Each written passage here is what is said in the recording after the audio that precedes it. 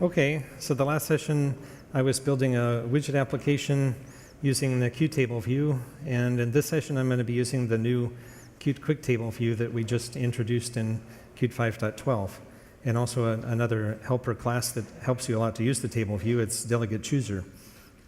So yeah, there's my contact info. You'll be able to download the slides, and the code that I'm using and everything is on GitHub afterwards. So I've been a Qt developer since about 2004. I joined the Qt company in Oslo since in 2011, and I've mostly been focusing on Qt Quick. I'm one of the Qt Quick maintainers now, and I've worked on a few other things too. So the agenda for this session, I'll review the Qt Quick Controls 1 TableView and some of the issues why we felt that we needed to rewrite it, and then introduce the new TableView. We'll do a comparison of the model view relationships between all the different kinds of views that there are, because sometimes you want to make a model that will actually work with any of them, and that's kind of the goal of this session.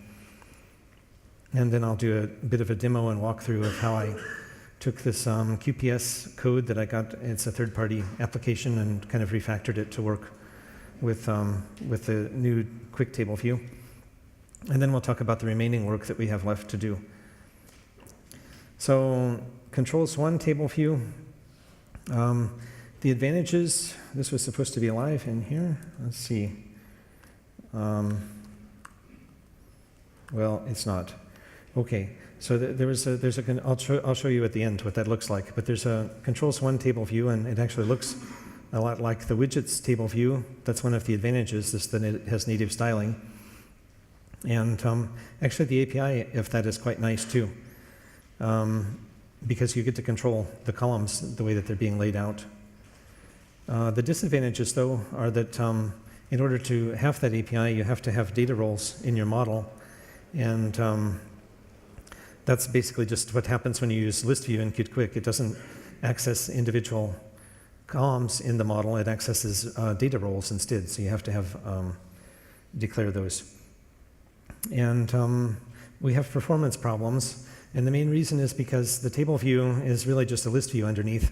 And as it instantiates each row, it creates it from scratch. It has to create an item for the row, and then you have to create all the individual text items inside the row. And since we tried to internalize a lot of that complexity, it's actually creating a lot more than that. There's some loaders involved and stuff, so it really thrashes the memory quite a lot. So now we have the new Qt Quick TableView, and let me see if I can show you that. This is using a model that I was showing in the last session that shows all of the processes on my system and the statistics about them. And the advantages are that instead of creating delegates row by row, it actually creates them cell by cell. And so if you have a kind of more data than you have space to display it, you can scroll sideways, and the cells will be created and destroyed as you scroll back and forth. Except it doesn't actually have to create and destroy them, because it also has a pooling mechanism, so that as you scroll, those cell delegates will just be rebound to different model indices in the model, and it will get the new data, and so it doesn't have to be created and destroyed. So the result is it's much faster. And you'll notice this especially on embedded systems, that the Controls 1 TableView is almost unusable, and the new TableView is actually much faster. But on the other hand, there's no native styling yet. So the styling is entirely up to you. Just like with ListView, you have to create a delegate that looks the way you want it to look, which if you're building some sort of embedded application, that's probably what you want anyway. And it works more like the widget Qt TableView, where the model defines columns and rows, and you don't have to do any of this work with the data roles. So the class diagram is kind of complex, but what I really wanted to just point out is that TableView is new. It kind of sits here alongside ListView. They both inherit from Flickable. So flicking is built in as a built-in feature. And basically, TableView is just like ListView, except it's two-dimensional. Its job is to create and destroy the delegates as you flick through, or pool and reuse them actually. And it depends on the model.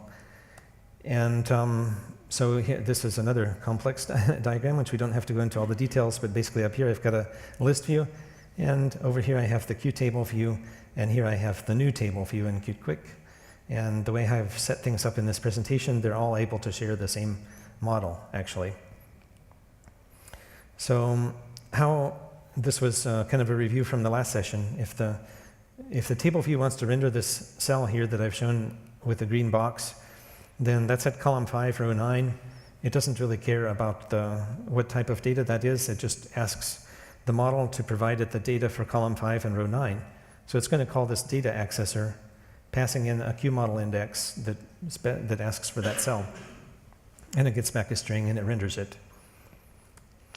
The list view, on the other hand, in order for the list view to it renders an entire row at the same time, and then your delegate has the sub items inside there. And you usually do a declarative binding where you say, for example, if I'm rendering this RSS column here in my list of processes, I have to ask for the RSS role from the model.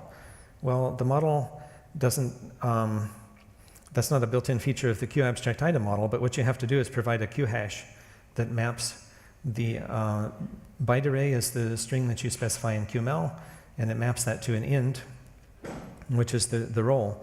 So instead of display role, it's going to call data with column 0, row 9, and the role being RSS. And so you have to do a little bit of extra work in your process model to return the right data to go with that in your QAbstract table model subclass, which is what this is. On the other hand, the new TableView is more like the widget Qt TableView. It just uses the column and row. So the model is directly defining what goes in each cell of the table. And so, well, you might think that that kind of takes away some flexibility. You're not able to rearrange the columns when you display because the model has to define that. So one of the things I came up with, which we might try to standardize in some future version, is that, we've got this QSort filter proxy model. It does sorting and filtering. And so what I did for my presentation is I just made a subclass of that, and I used that to rearrange the columns as well, because I want to display the columns in a kind of familiar format so it looks kind of like top on the system. So I think that you could probably think of your proxy models as being kind of like view models, which is, terminology from some other frameworks that you can take the original model and rearrange the data to support a particular view, and you can have multiple instances of those, possibly sharing the same underlying model.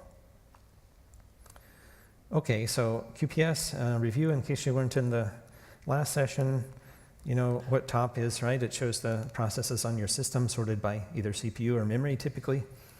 QPS is an old project that somebody wrote a long time ago to make something like that written with a Qt UI. And I basically wanted to make this work with Qt Quick to get the same data and then display it in the new TableView. So that's now an LXQt desktop. That's the kind of the canonical URL where the code comes from. But I made a fork for my presentation, and I made a new QAbstract table model subclass that arranges the data for that purpose to show with Qt Quick. So now I think I can just get into the code here a little bit. And let's see. So the next, I showed you that table the way it was before with no header. And yeah, the simplest use case of the table is that you just declare the table view, and then your delegate is whatever you like it to be. So in my case, I used a rectangle and I put text inside there. And the display role is this. It's when you put model.display like this, you're actually asking for the display role from the model. And so it's basically getting the same data that the Qt TableView in widgets would be getting and putting that in there as the text. I used the scroll bar from Controls 2 to give it scroll bars, so when I flick back and forth, you see the scroll bars moving there. And there's another little trick here. If you're displaying lots of data in a table, you might want to turn off the shaper, because it actually, shaping is a feature that is only used for certain languages like Arabic, where it has to connect the letters together. at various places, and it actually speeds up text rendering a lot if you turn that off. So this is one way of dealing with data that's changing fast. You're constantly doing text layout because it's constantly changing. If you turn off the shaper, you'll save some CPU time. Okay, so the table by itself doesn't have a header.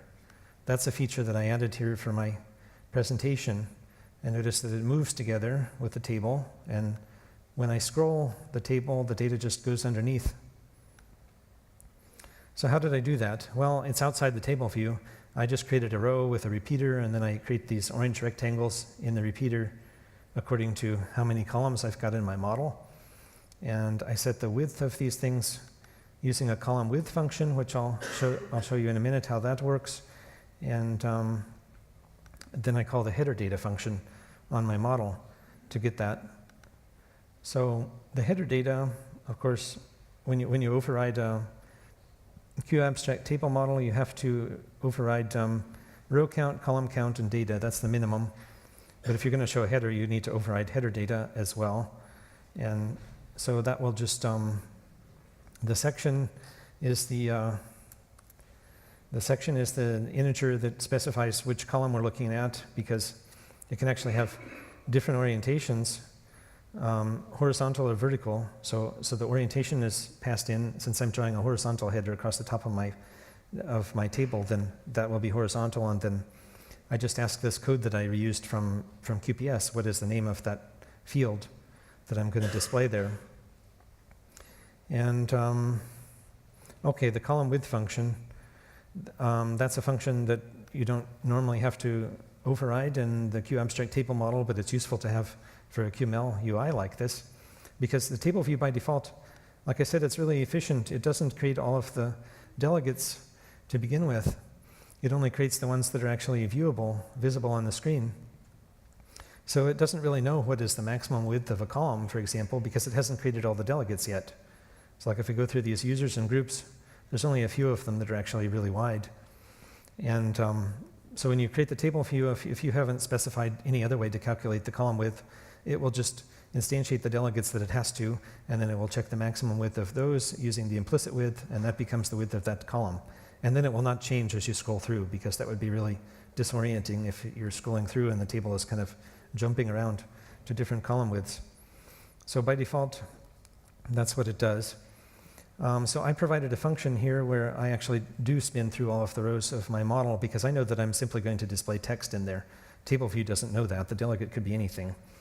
So I use font metrics, and it turns out that if you just declare plain old text in QML, then it's going to use your QGUI application font if you don't specify a different font. So I made this little helper function where if the font is not specified, it will use that, get the font metrics, and then I calculate the width of the strings across the header, and I also calculate the max of all of the strings that I'm going to display for that column, and then I just store that in a vector. So I only have to do this once at startup. And then that's exposed, and that's an invocable. I made it an invocable so that I can call it from QML. So in my table model, yeah, the rectangle for the header uses column width, and then of course the cell also. I think column width provider is a function. You can write a function in JavaScript in your table view, which takes the column index, 0 to however many columns you've got, and you can calculate this width however you want. So I just call my invocable function here to get the column width, and I made sure that it doesn't exceed 600 because I don't want any really huge columns, even if they have to elide.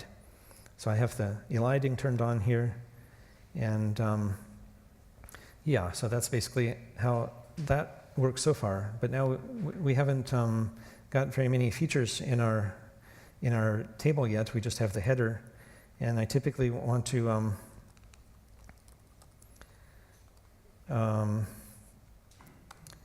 have sorting and things like that. So in this next version, I've added some features to it.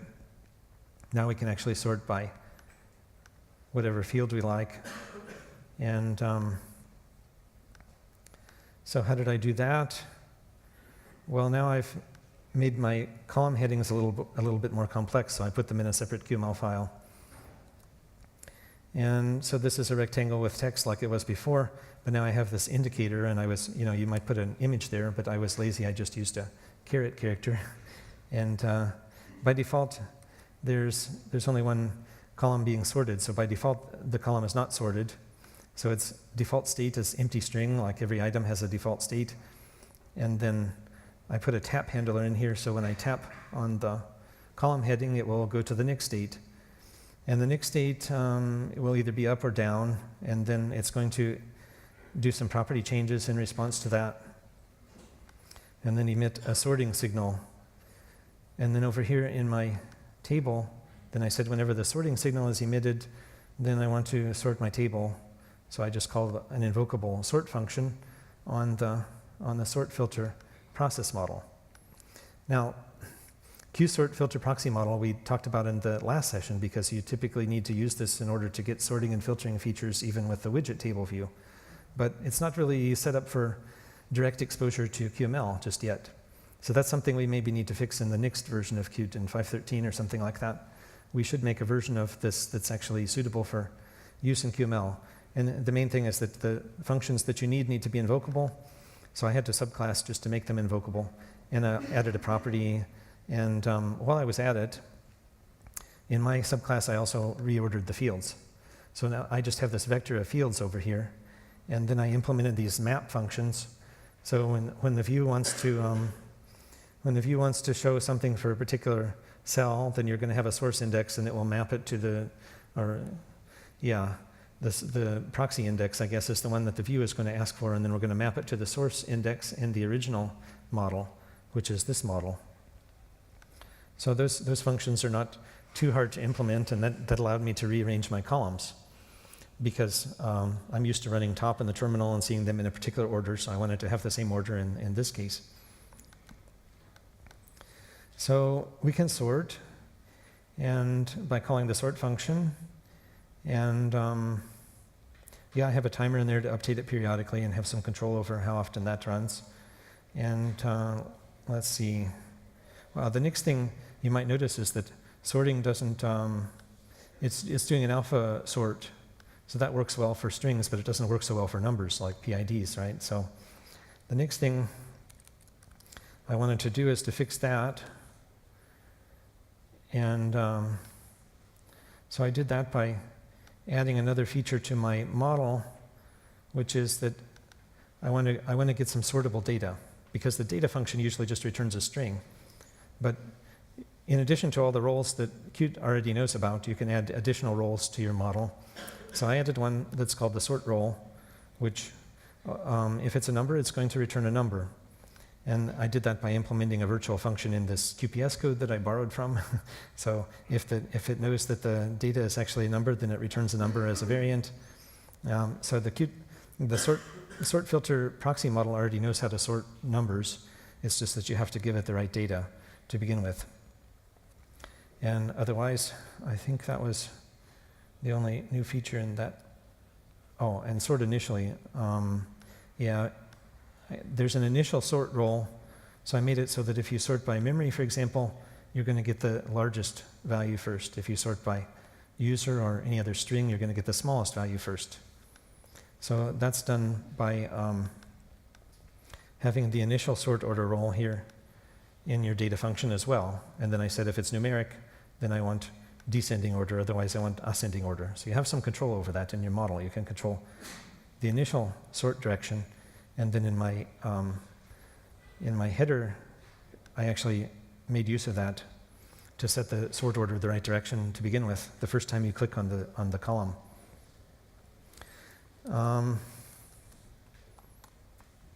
What was next? I was going to show you how to use DelegateChooser. That's the other new thing in 5.12. So now my table is still there, but you notice before the delegate was just a rectangle with text inside. And now I have started using this DelegateChooser, which is another new feature in 5.12. It's a component that has other components inside, and it will kind of switch them out depending on something. You get to define what the conditions are. That's in Qt Labs QML models for now, because we're not quite sure if the API is quite in final form, but it seems like it works okay. So from the model, I said I want to use a type role to decide which delegate to display. So the delegate chooser has delegate choices inside, and if this type role is the string for the percent symbol, then it's going to use a different delegate, the bar graph delegate. And I'm going to ask for a number from my model in order to drive the bar graph. So again, I had to add a couple more roles to the model. So in addition to sorting, we now have one that always returns a number if it's a number, which maybe is a little bit redundant. I could have used the sort role for that. And then the type I implemented in my data function to ask what is the type of the cell. And I just said if it's CPU or memory, then it's a percentage. And otherwise, there's some other types, IDs and strings and so forth. So now in my table, I can use that role to decide which delegate to use for a particular cell. So it's a bar graph in this case. If it's a string, then I left align it. And if it's a number, then I right align it. And so I've got 3 different delegates here. And this one, the first 2 have the role values declared. The last one does not have a role value declared. So that's the default fallback delegate that will be used if none of the others fit. And so now you can see that if I sorted by memory, there's not a whole lot of memory in use, but you can see just a little smidgen of a bar graph there. So if I was to start some sort of memory hog, you'd see that grow. And let's see what was next. I was simply going to show you the old table view. And so I've got my model now set up so that I can use it with that as well, because I do have the roles in there. So you can see this was the old table view, and from controls 1, it does have rather nice styling. And performance isn't that great. When you scroll through, it's not completely smooth, even on my laptop. You try doing this on an embedded device, it's really pretty bad.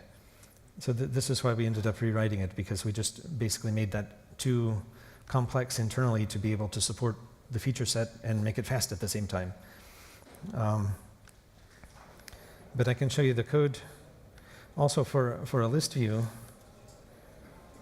If you wanted to have the same process list, because you have to understand list view in order to understand the old table view. The controls 1 table view is really just a list view in disguise. And internally, it was actually doing stuff like this. So the delegate would just be a row with a bunch of text elements in there. And there's some magic going on here that when I put PID as the role that I'm interested in, then it has to use that Q hash in the process model to look up this role names hash. You have to override this function, and you have to provide a role hash that maps the names to the numbers, basically. So in order to make this work, I had to populate this role names hash with all of the fields that I can provide, and then in the list view, I'm able to use it. So now I can show you the same thing with just a list view. It's showing the same data as well. So it actually is possible to make a model that will serve all purposes. You can use it with the widget table view. You can use it with a new table view, the old table view, the list view. And this is kind of providing an example of how to do that. And, well, I think that was about the extent of the material I had to cover. So from the demo, at least, the stuff that's left to work on, the table view needs a header view to go with it, obviously. And it would be nice to have some nice styling. So those are things that we're going to be working on as soon as possible. I'm not sure if I can promise it for 5.13, but it will be coming. Probably the styling kind of stuff has to go into controls 2 so that we have styles that correspond with the material style and the universal style and so forth to instantiate the headers and the cell delegates that actually look good in combination with other things in controls 2. Resizing columns would be nice, and in controls 2 we now have the split view, so I think we'll be able to reuse that in the header so that you can actually drag the spaces between the cells to resize the column, at least in the header, if not in the table itself. We have no support for selection yet, so we're working on that to be able to select rows and individual cells. And I have another colleague, Mitch, who's working on table model. That's a model that you can instantiate in QML, and you can actually populate the data in case your data comes from some JSON data source or whatever, you could actually just populate it in JavaScript. And then there's this proxy model idea. Like I said, I used the QSort filter proxy model, made a subclass, and exposed it to QML. So I think we should just do that, make it available, kind of have a general purpose proxy model that you can use in your applications to use as the view model, to be able to change the data to suit the view, and then be able to reuse the same underlying model in multiple views that way. Okay, so that's the end of the session. And I've got the GitHub links down here in case you want to check out this code afterwards and see how it works. So thank you very much, Shawn.